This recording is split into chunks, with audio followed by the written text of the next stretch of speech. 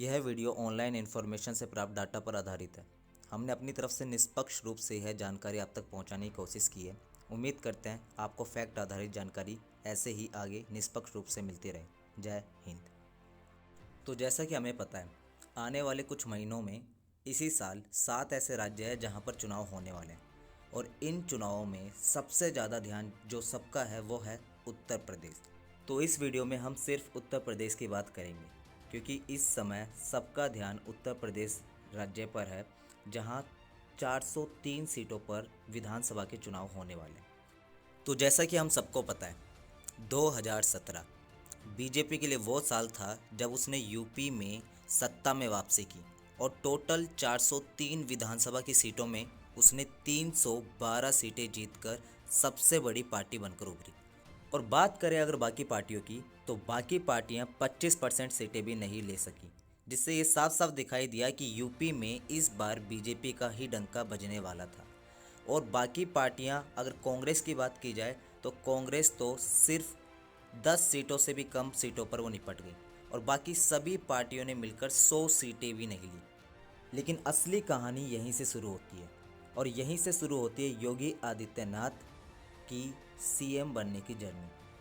हम इस वीडियो में कोई भी यूपी के सीएम की जर्नी नहीं, बल्कि सीएम योगी द्वारा जो 2017 में किए गए वादे थे, जो उनका बीजेपी का घोषणा पत्र था, उनके द्वारा किए गए वादों का एक फैक्ट बेस चेक करेंगे कि क्या उन्होंने यूपी चुनाव में जो वादे किए थे 2017 में, क्या उन पर उन्होंने अमल किया और अगर किया तो कहां तक। तो 2017 में लोक कल्याण संकल्प पत्र के तहत 2017 में उनके द्वारा जो घोषणा पत्र था उसका कुछ पीडीएफ ये है। इस पीडीएफ के अनुसार अगर हम देखें तो उन्होंने किसानों के लिए काफ़ी सारी योजनाओं की घोषणा की थी और किसानों में उन्होंने आर्थिक सहायता, ऋण माफ़ी और उसके अलावा सिंचाई व्यवस्था, बाढ़ को रोकने के लिए कई सारे कार्यक्रम, दूध में क्रांति लाने के लिए और उसके अलावा मछली पालन से कई सारे रोजगार उत्पन्न करने की भी कई सारे वादे किए।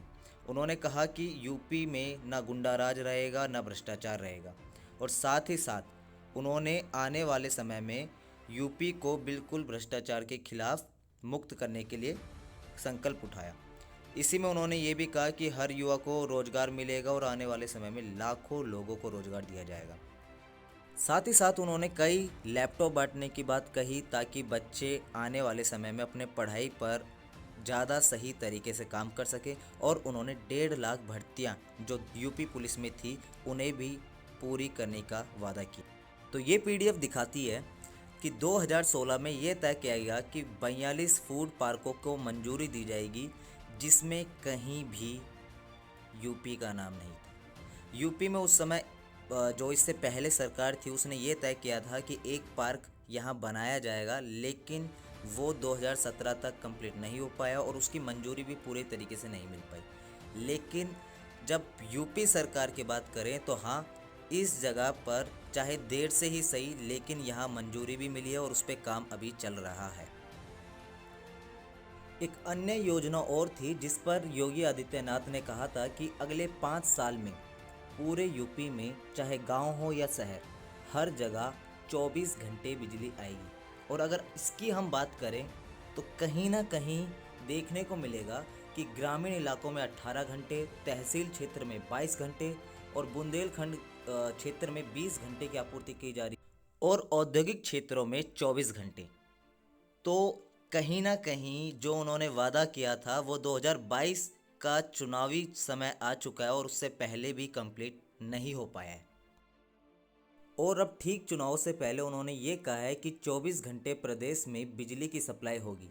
लेकिन ये सिर्फ चुनाव से पहले ही क्यों होता है कि किसी भी बड़ी योजना का जो दाव लगाना होता है तो वो चुनाव से ठीक पहले। तो कहीं ना कहीं बिजली की जो आपूर्ति की इन्होंने बात कही थी वो पूरे तरीके से नहीं हो सकी है। और रही बात अगर छात्रों की, तो इन्होंने ये ज़रूर है कि छात्रों की जो छात्रवृत्ति थी उसको इन्होंने बढ़ावा दिया है और उन्होंने छात्रवृत्ति को बढ़ाया है। लेकिन छात्रवृत्ति के अलावा इन्होंने जो लैपटॉप की बात कही थी वो कहीं ना कहीं उसकी संख्या भी काफ़ी कम है और ये ठीक सिर्फ चुनाव से पहले उन्होंने लैपटॉप बांटने स्टार्ट किया है। कहीं ना कहीं ये दिखाता है कि ये सिर्फ चुनाव की वजह से हो रहा है कि लैपटॉप ठीक 7-8 महीने पहले ही ऐसा क्यों होता है कि चुनाव जैसे ही आने वाले होते हैं तो जो अधूरे वादे हैं उनको पूरा किया जाए। तो कहीं ना कहीं ये दिखाता है कि उन्होंने लैपटॉप का वादा पूरा करने की कोशिश ज़रूर की है, लेकिन चुनावों से पहले। तो ये आप सब पर है कि ये वादा पूरा हुआ या फिर नहीं। और अगर बात करें प्रदेश में भर्तियों की, तो भर्तियों का जो पूरा डाटा है वो यहाँ पर दिखाया हुआ है और ये दिखाता है कि अब ये डाटा कितना रियल है कितना फेक है ये सब गवर्नमेंट पे डिपेंड करता है, लेकिन उनके हिसाब से उन्होंने लगभग इन 4 सालों में 3.5 लाख से ज़्यादा भर्तियाँ उन्होंने की है और अब तक उन्होंने 4.5 लाख से भर्तियाँ वो कर चुके हैं।